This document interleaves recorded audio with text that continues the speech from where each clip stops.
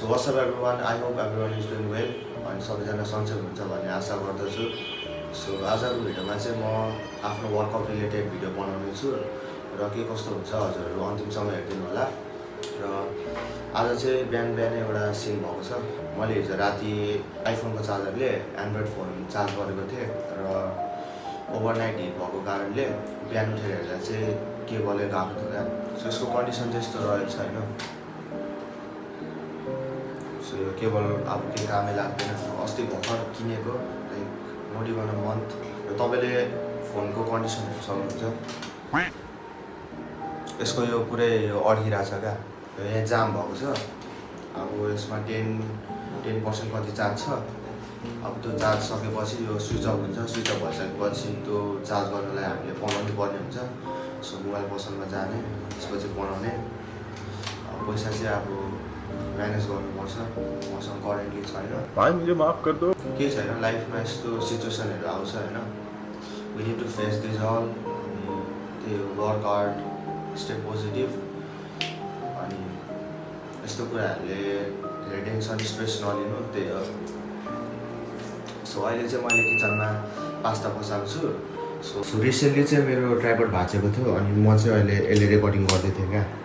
So न यो tripod हो होइन, यो चाहिँ यो लाइटिङको स्ट्यान्ड हो, लाइटिङको stand. So you can see मैले चाहिँ यो भागमा क्या यहाँ यसरी फोन अड्काइरहेको थिएँ क्या। मैं गरीब हूँ। सो यस्तै छ स्ट्रगल होइन। हजुरहरूलाई किन कुराहरू सेयर नगर्नु भनेर मैले गरेको। र यो टेबल पनि मैले आज अघि भर्खर माथिदेखि सारेँ। अब अहिले चाहिँ यसको टु किचन पनि अब त्यस्तो ठिक त छैन। त्यही पनि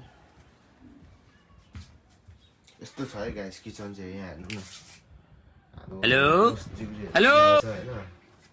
अनि यो चाहिँ 46 क्यालोरी मात्रै छ है गाइस। यहाँ चाहिँ यो पास्तालाई छानेर सबै चप गरेर अनि रेडी भएर भेट्छु है तपाईँहरूलाई। 3, 2, 1। So let's go guys. अहिले चाहिँ प्यान पनि तातिसक्यो होइन। अब यहाँ हल्का घिउ एड गर्नुपर्छ। चाहिँ थोरै घिउ एड गरिदिइसकेँ अनि कराई चाहिँ लास्ट चाहिँ अहिले यस्तो भइसक्यो होइन। गर्छु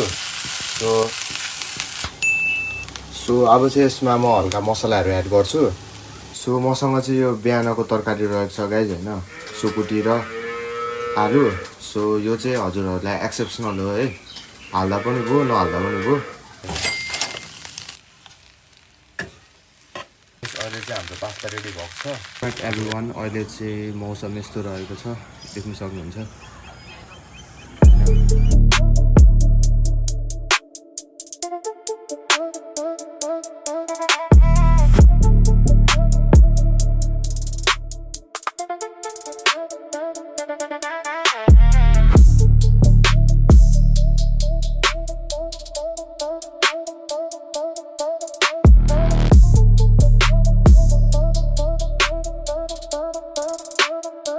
So alright everyone, thank you for watching till the end. I hope हजुरहरूलाई भिडियो मन पर्यो। सो अर्को भिडियोमा भेट्नुपर्छ है।